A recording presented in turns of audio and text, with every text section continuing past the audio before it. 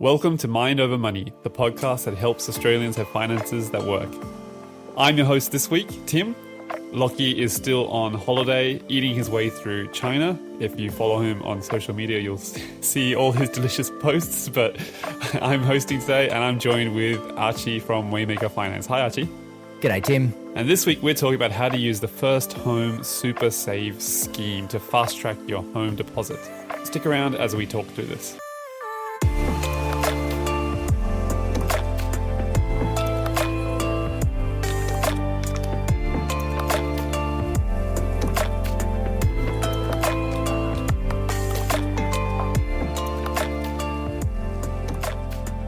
The First Home Super Saver Scheme is a federal initiative that helps first home buyers boost their first home deposit by saving through their super fund. And it also helps anyone who's lost a home through financial hardship. I think I said first home enough times in that sentence. It's a good scheme, and that's really being improved. It's getting better and better over the years, and like most government schemes, there's often a little bit to understand as to how it works, so you can go through the process correctly. So we've had a lot of questions around this scheme at Waymaker. So today we took some of your top questions and we're going to ask our financial advocate, Archie, and get a handle on how it all works. Okay, so Archie, our first question. Simple one. How does the First Home Super Saver Scheme work overall, and what are the benefits of using it to save for a deposit? Oh, it's a beauty, mate. So the First Home Super Saver Scheme, yeah, it's a mouthful to get out there sometimes. Yeah. So basically what we're going to do with this scheme is save through our superannuation, and sometimes we've got to get the money away from ourselves and isolate the money so we know that it is for a house deposit. And it's just really good for our brain to recognise that this money isn't for us to spend. It's going somewhere else where it's set aside for the house. Great. Yeah. Yes, I like that. Yeah. So, and the advantages are there's some really neat tax benefits. Per person, you can get $3,000 back on your tax per financial year and be saving that towards your home. So the government's given you some nice incentive to actually use the scheme. So you're not accessing your super. All you're doing is putting extra money into your super and then drawing that money back out again and getting some tax benefits on that money, as well as getting any growth that the super's generating as well. And so it depends on your pay packet as to how much you can put in, to the Super Saver Scheme. So there's limitations on how much we can put in. And so we're allowed to put in up to $15,000 per annum per person. Okay. So if you're a couple, you could save $30,000 per annum through the Super Saver Scheme. And that would give you a maximum return back, which would be the $3,000 each, which means you can pick up another $6,000 towards your savings as well. Great. And I guess that's the financial year. So we're coming to the end of this financial year. So there's still time for people to make the most of this if they fit into this category. Yeah, that's right. Yeah, you can make a one-off contribution now of $15,000 into your super and pick up the tax benefits. Oh, great. Well, something to think about for anyone out there. Yep. Yeah, so there's that's one good benefit. And so a couple that we did this with last year, we spent a year saving. That couple, only one person could actually save using the Super Saver Scheme because they were the only one that qualified for it. But between that and also getting the 5% deposit scheme, they saved $20,000 in 1 year. And so that was $20,000 that went towards their house. Wow, great. Which is the point of this. To invest in buying something, setting you up with your first home, which is the first probably big step in building some financial wealth. Yeah. Great. So what would be the first step for people wanting to use this scheme? So we all know it exists, but often out there the first step is the most difficult and you don't know what you don't know. So how do people overcome that first block of like, okay, how do I use this, utilize it? Where can I get good information that I can trust? Yeah. Oh, look, I always say get help because you need people who know and understand the scheme, and you need people that can help you put a strategy together to help you get your first home. Because when you do that, there's some really big savings to make. Like for couple, the potential savings of $40,000 in 1 year. And so that's 40 grand towards your home as a couple that you could be picking up. And if you don't get the help, quite often you miss out on this stuff. And because there's so much confusion out there and, just so many people saying so many different things. So, yeah. And one of the first things you can do is jump onto MyGov. And as long as you got the ATO hooked up, if you don't, hook it up. Hook up the ATO to your MyGov. And then in MyGov, in the ATO, jump into the super section. And there's a whole section there on the First Home Super Saver Scheme where you can run through questions and determine whether you can actually qualify for the scheme.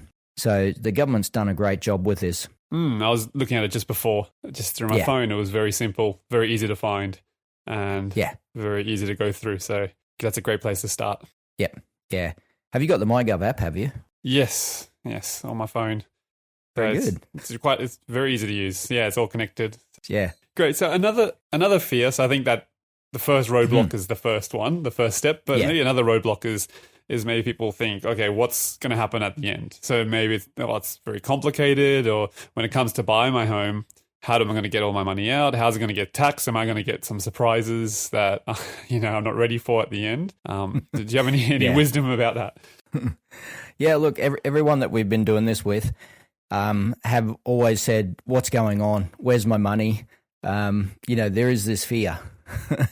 and there's always negative stuff being thrown out on the internet and in the news around these sort of things, which gets people going. The great part about this scheme is that you can log into MyGov anytime and check on how you're going and check on your balances and how much you've saved. You can make sure that your employer's making the contributions to the super like they're supposed to. It's all there at your fingertips, which is really great. And then it's a matter of having your strategy in place about how you're going to use this scheme to save money and stick to that strategy.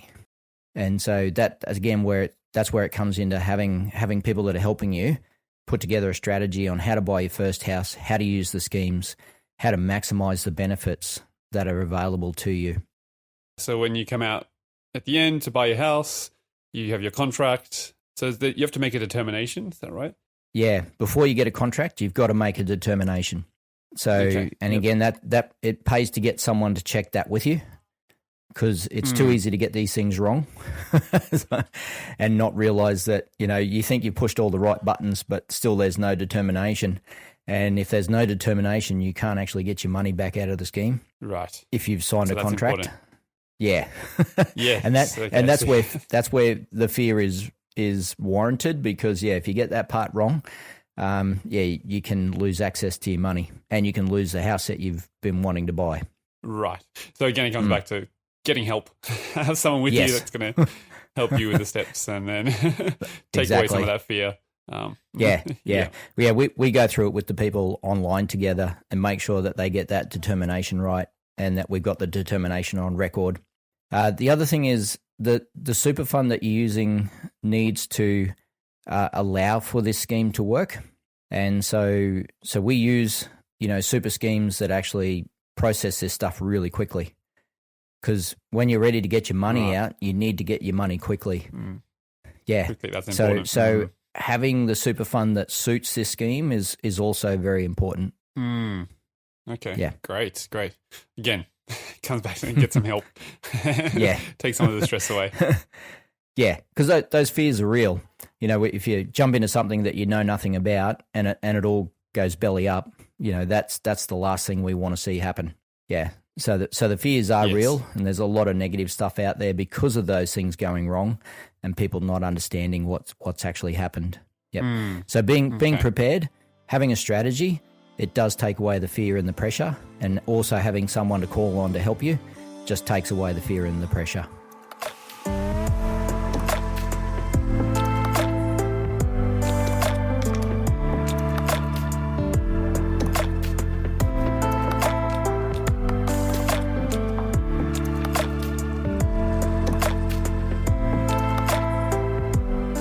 Okay, great. And another potential issue, I think, could be, so I'm saving for my first home, but then things happen, life happens, plans change. So let's say I wanted to buy my first home, but then it's not really happening, but now there's a chance for an investment property instead. What would happen with my store of money then? Yep. So you're still able to redraw your money, and it still goes back through the tax system. And so if the tax office isn't notified that you bought your own home, then they'll charge you the tax again. So the tax savings you made previously on your savings, you'll end up having to pay that tax now after you take your money back out again. So let's say you put $15,000 in and you got a tax saving of $5,000. Well, you'll be able to pull your 15 back out again, minus any tax that has to be paid inside the super fund. But you can pull that money back out again, use that to buy your investment property, and then when you do your tax at tax time, you've just got to notify the government that you didn't buy a home, and then they will tax you again on that money. Yeah, always a fun conversation, but but your money's not gone. Well, it's still you'll only ever pay the tax that you were meant to pay. Yeah, yes, exactly. Yeah, so which is fine. Yeah, okay, Yeah. Great. So easy. Yeah. So your money's not in a black hole. Yep. But again, if you got your strategy in place, you're very unlikely to see that happen. Yep. But yes, but it can happen. And strategies do change. And the good thing is if you've got people helping you with that, then, yeah, you can change the strategy, pull the money back out, everything works fine. Great. Yeah, it just helps people relax a bit. So yeah. Are there some limits to the scheme? So I know a lot of people maybe are like, okay, interest rates are high now, I'm just going to put all my money in a bank. Or is it better, have partly cash or partly super, or do you want to maximize your super in this case? Well, it depends on how much money you're saving as a deposit. So the limit is $15,000 per financial year per person that you can put into the super saver scheme and pull back out again. So you have got that limit, and your overall limit is $50,000 per person. So if you put into the super saver scheme $15,000 every year for 3 years, you can pull $45,000 back out again. Okay. Well, you can pull out up to $50,000 depending on how much money the actual funds have earned in that time as well. Right. Okay. Yep. So, so they're your limits. So you could be saving outside of super because you're saving more than that. So you might be saving $30,000 a year, and we've got members in our advocacy program who are doing that. And so there's only $15,000 being saved through the super saver scheme, and the other $15,000 is being saved outside of super. Okay. Great. Yeah. So just about maximizing what you can. That's it. Okay, great. So just our final question for today. But what would you say to people on the fence about buying or saving towards their first home? They maybe prefer to put the money somewhere else, or feel like it's too hard, and they're putting it off someday in the future. Hopefully, I don't know, there'll be opportunity in the future. Any advice, any thoughts? I think nearly every person I've helped through this has been sitting on the fence and thinking, I want to do this holiday overseas, or I'm going to change jobs, or, there's all these things that are happening in your world.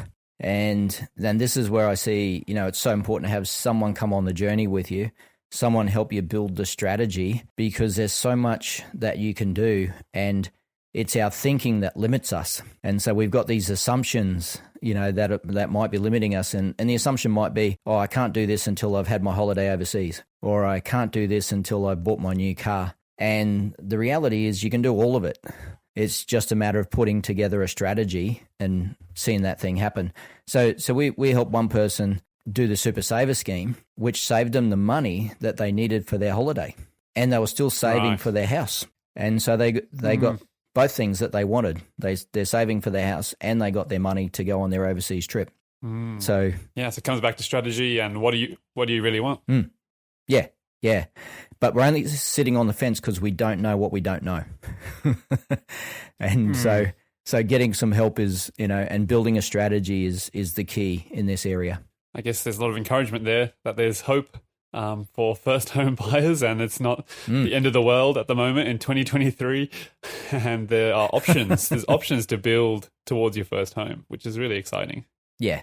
Yeah, the other reason that we can sit on the fence about buying our first home is, we might be thinking, well, we're going to move as well. I'm not going to stay in this location. I'm going to end up, changing jobs in 2 years' time. So why would I buy a house now and then change jobs, and then find myself in a different location looking for another house? And the answer to that one, most of the time for people I'm talking with is look, do what you can do now, because in 2 years' time, you don't know whether you're going to have another job or live somewhere else. And so many people have said that to me in the past and then never moved. And then the stats that Lachlan showed us the other day was that 85% of people will stay where they are and they'll buy another house in the same location. Yes. So Interesting. So we are creatures of habit, and habitat of where we live. Yeah. So I always say, look, jump in, make the most of the scheme, because you don't know what's going to happen in the future. And that's often why people are sitting on the fence, is they're thinking, well, what's going to happen in the future? Well, we don't know.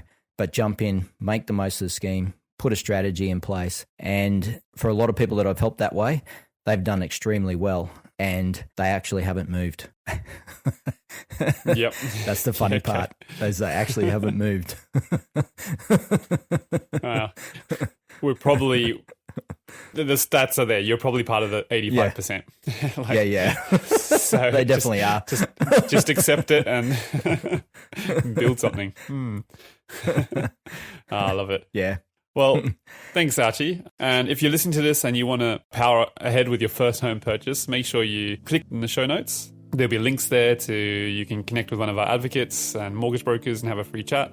And we'd love to answer your questions and help you move ahead in this area. And that's what we're all about here at Waymaker, helping Australians have finances that work. So, thank you for listening. As always, mind over money. And don't worry, Lockie will be back soon with Archie. And there's going to be more new episodes coming back soon. Have a great week, everyone. Thanks, Tim. Thanks, everyone.